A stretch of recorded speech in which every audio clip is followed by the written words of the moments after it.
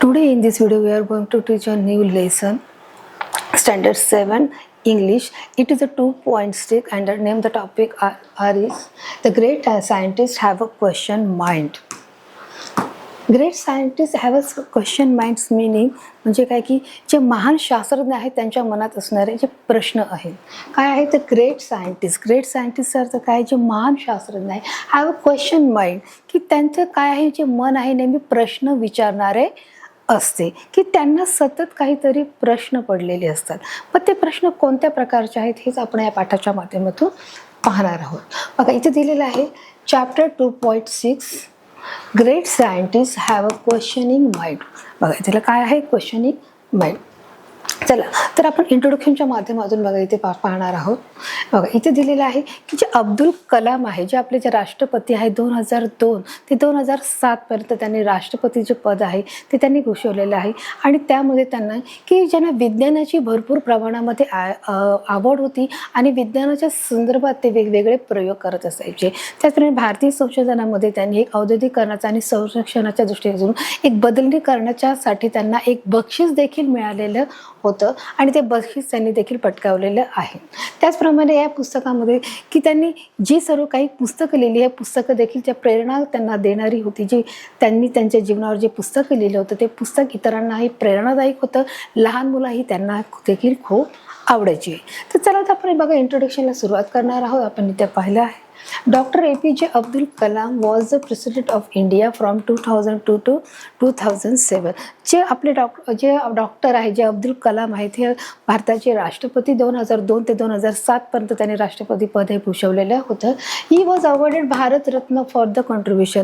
त्यांना भारतरत्न या नावाने सन्मानित करण्यात आलं होतं की जेणेकरून कशासाठी की टू द सायंटिफिक रिसर्च की वेगवेगळ्या शास्त्रज्ञांमधले जे प्रयोग करण्यासंबंधात की जे आपण म्हणू शकतो सायन्सच्या माध्यमातून जे वेगवेगळे त्यांनी प्रयोग केले होते त्याच्या संदर्भात and modernisation of the defence technology in India. त्याचप्रमाणे वेगवेगळे आधुनिकीकरणासाठी आणि त्याचप्रमाणे भारताचे संरक्षण आणि आधुनिकीकरणासाठी आणि विज्ञान जगतामध्ये नवनवीन प्रयोग करण्यासाठी त्यांना भारतरत्न हा जो नोबेल पुरस्कार आहे ते देखील त्यांना सन्मानित करण्यात आलेलं होतं. ही लव्ह चिल्ड्रन की त्यांना ही मुलं खूप आवडायची. He love children his book and ideas have inspired many young Indians की त्यांनी लिहिलेली जी पुस्तकं आहे बघा इथे काय दिलं आहे हिज बुक्स हॅज आयडिया की त्यांची जी पुस्तकं होती have inspired many young Indians की त्यांनी जे लिहिलेली जी पुस्तकं होती ही इतर मनुष्यासाठी अतिशय प्रभावशाली होती. त्यांनी वैचारिक गोष्टीची होती की जेणेकरून त्याच्यातून प्रेरणा घेऊन इतर जी व्यक्ती आहेत ते देखील काय करत होते त्यांच्यासारखं बनण्याचा प्रयत्न करत होते. In this passage he talk की या पॅसेजमध्ये किंवा या लेसनमध्ये त्यांनी कोणाबद्दल सांगितलं आहे about another great Indian scientist CV Raman. यांनी सांगितलेलं आहे की जे CV रमन यांच्याबद्दलची त्यांनी माहिती दिली किंवा ते सांगत आहेत की CV रमन यांनी कशा प्रकारचं योगदान या सायन्समध्ये किंवा या विज्ञानामध्ये त्यांनी दिलेलं आहे याच्याबद्दलची देखील याच्यामध्ये आपल्याला माहिती मिळत आहे. चला तर आपण एक्सप्लेनेशनला मुलांना सुरुवात करणार आहोत म्हणजे स्पष्टीकरणाला सुरुवात करणार आहोत. बघा आता इथे दिलेले आहे The great scientist Dr. CV Raman was born in Tiruchirappalli in southern India in 1988 मध्ये की जे आपले CV रमन आहे आपले जे डॉक्टर CV रमन आहे CV रमन म्हणजेच मुलांनो की जे आपले डॉक्टर देखील आहेत जसं डॉक्टर अब्दुल कलाम आहेत तसंच डॉक्टर CV रमन आहेत. काय आहेत मुलांनो की ते कुठे जन्मलेले आहेत तिरुचिरापल्ली म्हणजेच कुठे गाव येते हे साऊथर्न इंडिया जे मद्रासमध्ये की तामिळनाडू या ठिकाणी म्हणजे केरळ म्हणा किंवा मद्रास म्हणा हे सगळे कुठे आहेत साऊथर्न इंडियन की जे साऊथर्न इंडियनच्या भागामध्ये म्हणजेच दक्षिणोत्तर भागामध्ये त्यांचा काय झालेला आहे जन्म झाला आहे आणि त्या जे गावाचं नाव आहे ते काय आहे तिरुचिरापल्ली हे त्यांचं गावाचं नाव आहे. त्यांचा जो जन्म आहे तो 1888 मध्ये म्हणजेच 1888 साली त्यांचा जन्म झाला आहे. की त्याचं जे पूर्ण नाव आहे CV रमन चंद्रशेखर वेंकट रमन हे त्यांचं परिपूर्ण जे नाव आहे आणि त्याच्याबद्दलची आज आपण माहिती घेत आहोत. हे नोबेल पुरस्काराने देखील प्रसिद्ध आहे. त्याचमुळे ते भौतिक शास्त्रज्ञ देखील आहेत की भौतिक शास्त्रामध्ये त्यांनी प्रकाश किरणामध्ये जे किरण आहेत त्यांच्यामध्ये त्यांनी अतिशय मौल्यवान त्यांनी मार्गदर्शन केलेलं आहे आणि त्यांना नोबेल पुरस्काराने देखील पुरस्कृत केलं आहे. भौतिक शास्त्रामध्ये त्यांना विशेष रुची होती. तर अशा प्रकारे एखाद्या तामिळनाडू या ठिकाणी तिरुचिपल्ली हे जे त्यांचं गाव आहे, त्या गावामध्ये 1888 साली यांचा इथे जन्म झालेला आहे. त्यांचं जे पूर्ण नाव आहे चंद्रशेखर व्यंकटरमण हे त्यांचं पूर्ण नाव आहे. तर अशा प्रकारे आपण त्यांच्याबद्दलची आपण माहिती घेत आहोत. Next, a bright student from the beginning, Raman was deeply interested in optical science and acoustics. बघा त्यांनी विचारले की a bright student from the beginning, की सुरुवातीला त्यांना त्या गोष्टीचं जे हुशार जे विद्यार्थी होते, ते हुशार विद्यार्थी होते, त्यांना रमन वॉज डीपली, की ते खूपच खोलावरती अभ्यास करायचे. इंटरेस्टेडचा अर्थ काय आहे मुलांनो, की आवड निर्माण करायची. जसं आपल्याला इंटरेस्ट असतो ड्रॉइंगमध्ये, त्याचप्रमाणे क्राफ्टमध्ये, त्या सर्व गोष्टीबद्दलची आपण आवड करतो, म्हणजे रुची निर्माण होणे. इंटरेस्टचा अर्थ काय, रुची. अ ब्राईट स्टुडंट, की एखादा एक हुशार जो विद्यार्थी आहे. ब्राईट स्टुडंट मीन्स जो हुशार विद्यार्थी आहे. फ्रॉम द बिगिनिंग, सुरुवातीला एक हुशार विद्यार्थी काय करत आहे, रमन वॉज डीपली, खूप खोलवरती ते काय करत आहेत, अभ्यास करण्यासाठी ते रुची दाखवत आहे. कोणत्या गोष्टी, in optical science and acoustics. म्हणजे काय, ऑप्टिकल सायन्सचा अर्थ काय आहे, जे प्रकाश आहे, प्रकाश ऊर्जा असं म्हणू शकतो. आणि अकॉस्टिकचा अर्थ काय आहे, ध्वनी प्रकाश आहे. की त्यांनी त्या प्रकारे अभ्यास करण्याची त्यांनी सुरुवात केली आहे. आणि एकदम डीपली म्हणजे खोलवरती त्यांनी अभ्यास करण्याचा हा तो प्रयत्न केला आहे. आणि म्हणून त्याला जे सांगितलं आहे की ऑप्टिकल सायन्स आहे. सायन्स म्हणजे काय आहे, विज्ञान आहे, प्रकाश विज्ञान आहे. आणि त्याचप्रमाणे आपण पाहू शकतो प्रकाश विज्ञान आणि अकॉस्टिक्स म्हणजे काय आहे, ध्वनी प्रकाशन आहे.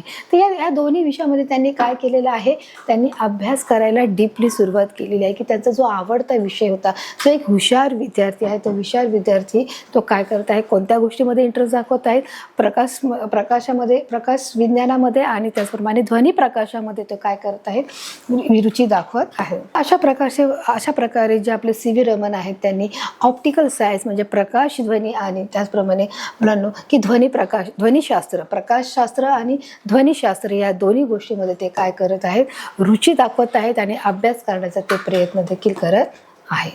तिसरा, he was fascinated by the colourful things like flower, butterflies और James.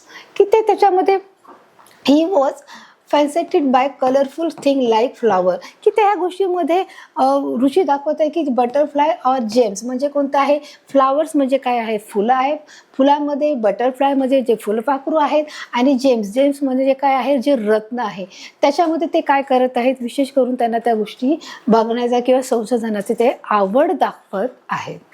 He became a scholar in sound and sound related physics. He became scholar. स्कॉलरचा अर्थ काय, हुशार आहे. की ते हुशार होत गेले sound and sound related physics, भौतिकशास्त्राच्या ध्वनी आवाजामध्ये किंवा साऊंड अँड साऊंड ध्वनी प्रकाशनामध्ये ते काय करत आहेत, हुशार होत गेलेले आहे. बिकम अ स्कॉलरचा अर्थ काय, होत गेले आहे. कशात, इन साऊंड अँड साऊंड म्हणजे काय, आवाज आणि आवाजाच्या दिशेने, sound and sound related in physics, कोणत्या माध्यमातून, भौतिकशास्त्राच्या माध्यमातून आवाज ध्वनीच्या शास्त्रामध्ये ते काय होत गेले, हुशार होत गेले होते. आणि त्यामुळे त्यांनी त्याच्यामध्ये विशेष रुची देखील दाखवलेली आहे. Once after delivering a lecture on the acoustic of the violin in London, की once after delivering in lecture, की ज्यावेळेस लेक्चर त्यांचं संपलेलं होतं, म्हणजे विलेनी इन लंडनच्या एका विलेनी विद्यापीठामध्ये जेव्हा ते त्यांचं लेक्चर त्यांनी संपवलं होतं, lecture on the acoustic of the म्हणजे जे ध्वनिशास्त्राचं आहे ते लेक्चर, ते लंडनच्या एका विद्यापीठामध्ये त्यांचं ते लेक्चर संपून गेलं होतं.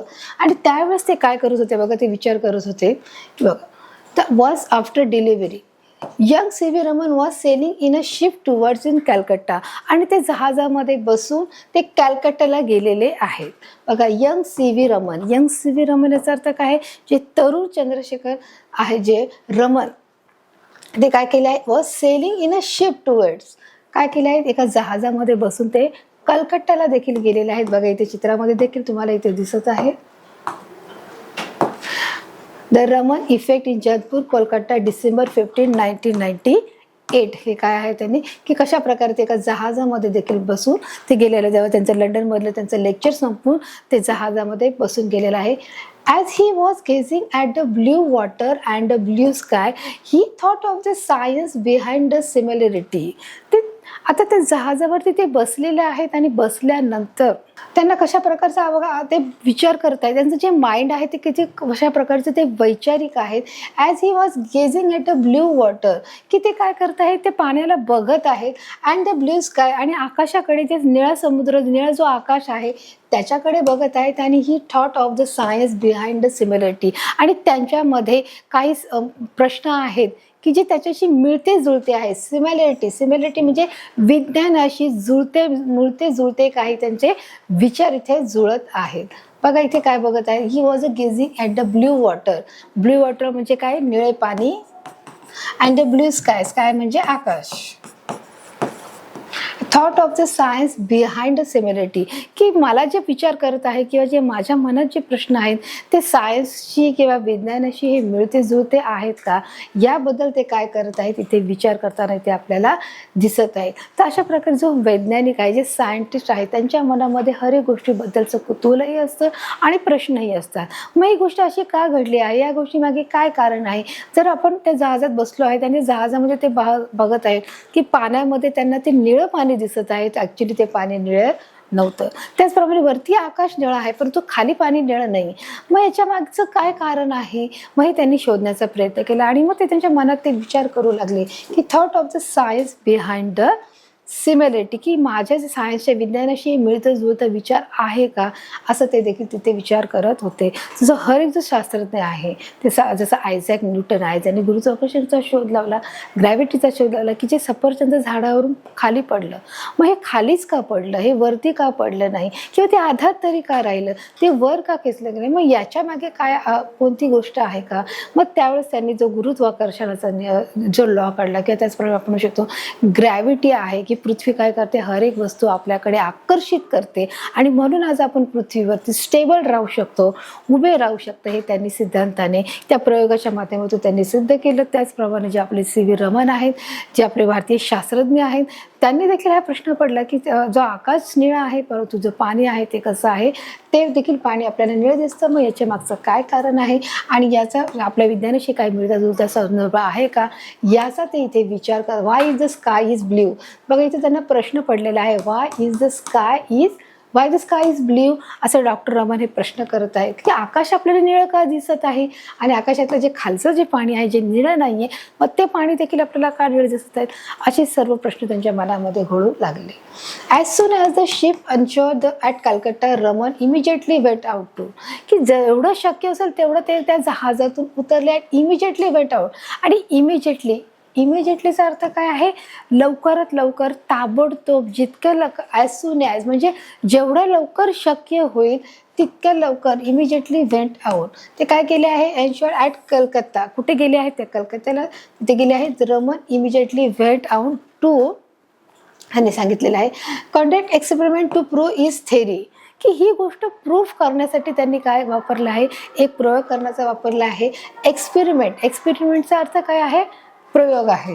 टू प्रूव्ह इज थेरी, की ही गोष्ट सिद्ध करण्यासाठी त्यांनी काय केलं आहे, एक इथे प्रयोग मांडलेला आहे. तर अशा प्रकारे बघा त्यांनी पाहिलं की conduct experiment to prove is theory, की त्यांनी जो प्रयोग आहे त्या प्रयोगाच्या माध्यमातून शोधण्याचा प्रयत्न केला आणि त्यांनी हे प्रूफ करायला त्यांनी घेतलं की आकाश हे निळं का दिसत आहे, आणि त्याप्रमाणे त्यांनी एक प्रयोग देखील करण्यात आला आहे. His research in optics resulted in the discovery of the Raman effect. बघा his रिसर्चचा अर्थ काय, की आपण काय करणार आहे, प्रयोग करून बघणे आहे, किंवा रिसर्च म्हणजे संशोधन करणे आहे. इन ऑप्टिक रिझल्टेड म्हणजे काय, ऑप्टिकचा जसं मी तुम्हाला सांगितलं आहे की जो ध्वनी, ऑप्टिकचा अर्थ झाला की प्रकाश ध्वनी आहे, की प्रकाश ध्वनीचा ज्या प्रकारे रिझल्ट इन द डिस्कवर त्यांनी शोधण्याचा प्रयत्न केला आणि त्याचा जे रमन आहे त्याच्यावर इफेक्ट झाला आहे. कशावर इफेक्ट म्हणजेच काय आहे, प्रभाव होणे असे ते दाखवलेलं आहे.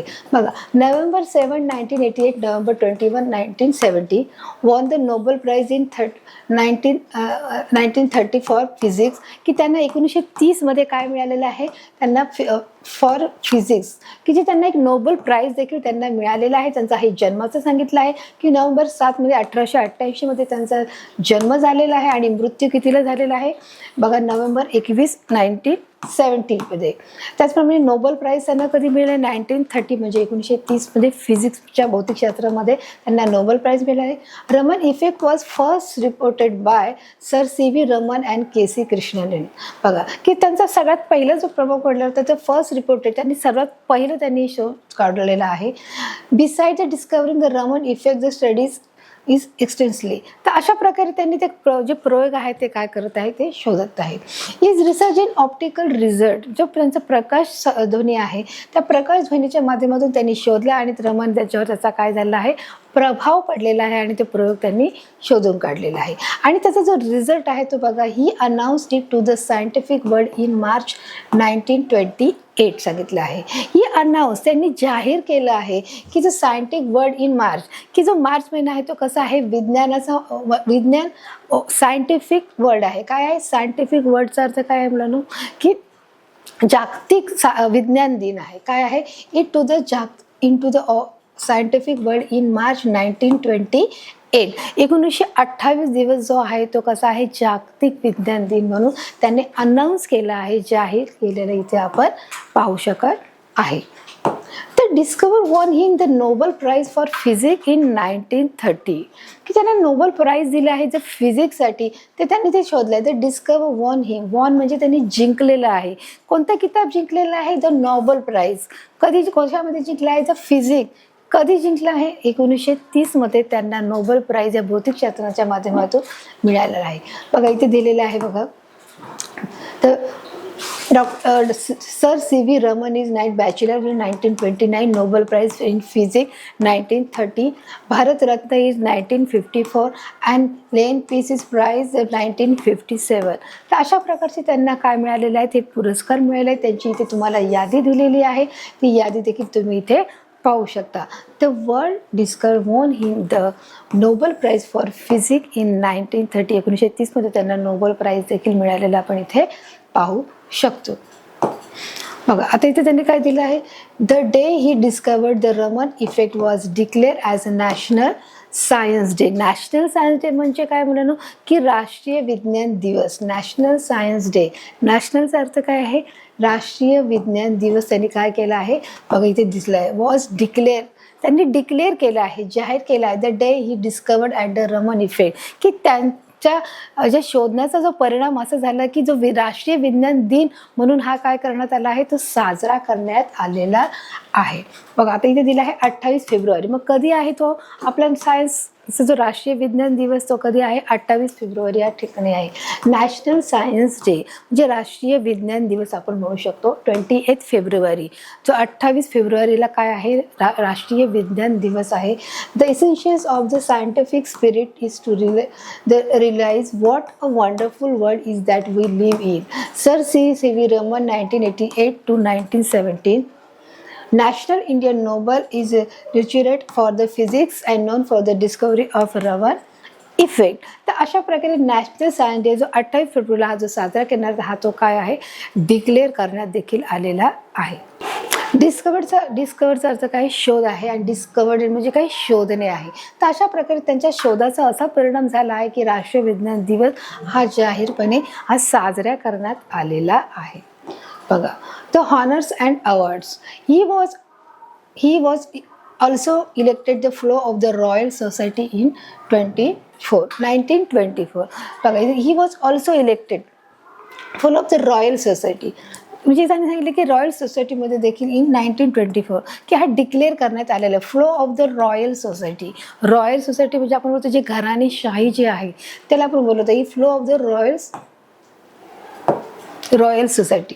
बघा the honours and awards, he was elected the fellow of the Royal Society early in his career 1924 and knight at 1929. Raman was the only Indian FRS who registered from the fellowship of the Royal Society. तर अशा प्रकारे बघा त्यांनी 1924 पासून काय केलेलं आहे की रॉयल सोसायटीमध्ये देखील he was also elected follow of the Royal society.